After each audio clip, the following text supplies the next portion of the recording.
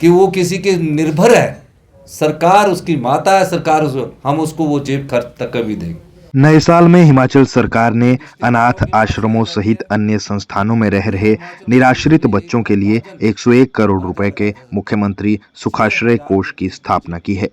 रविवार को साल के पहले दिन सीएम सुखविंदर सिंह सुक्खू ने शिमला में पत्रकारों के साथ बातचीत की। इस दौरान सुखविंदर सिंह सुक्खू ने और क्या कुछ कहा, उसके कुछ अहम अंश आप सुनिए। हमने फैसला किया पूरे हिमाचल के जो भी 6,000 बच्चे हैं, किसी के रिश्तेदार के घर में रह रहे हैं या किसी ने गोद लेकर उनको पालने की कोशिश की है, या कोई बच्चे बड़े हो गए हैं लेकिन अपना घर का संचालन खुद ही कर रहे हैं पर है अनाथ, उस दृष्टिकोण से हमने कहा कि जो बच्चा पढ़ना चाहता है, चाहे वो इंजीनियरिंग कॉलेज में पढ़ना चाहता है,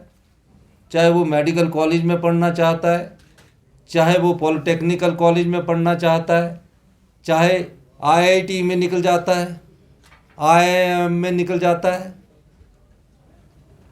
किसी भी बड़े इंस्टीट्यूशन में निकलता है, उसके मन में ये कंठा नहीं रहनी चाहिए कि मैं पढ़ लिख कर मुझे इस संस्थान में इसलिए एडमिशन नहीं मिल पाया कि मेरे पास उसकी फीस देने के लिए पैसे नहीं थी। इस कुंठा को समझते हुए हमारी सरकार ने फैसला किया है कि जो भी बच्चा अपने जीवन काल में मेडिकल कॉलेज में, नर्सिंग में, पैरा मेडिकल में, जिस भी शिक्षा संस्थान में कोई छूट भी गया होगा, जो उसकी पढ़ाई से संबंधित होगा, जो उसके जीवन जीने के साधन से संबंधित कोर्स होगा, कोई भी ऐसा कोर्स, उस कोर्स के लिए हमारी सरकार उसको जैसे अपने बेटे को देते हैं,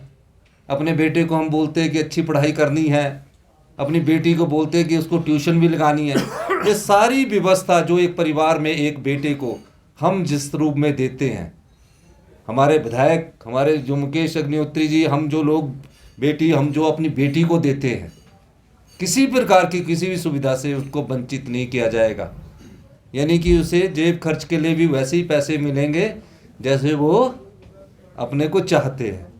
इसी प्रकार अगर उसने कभी घूमने के लिए जाना है तो वो ये ना ताके कि वो किसी के निर्भर है, सरकार उसकी माता है, सरकार हम उसको वो जेब खर्च तक कभी देंगे। उसको कभी ये महसूस नहीं होने देंगे कि उसकी कोई कमी है उसमें। उसका परिवार हिमाचल प्रदेश सरकार होगी।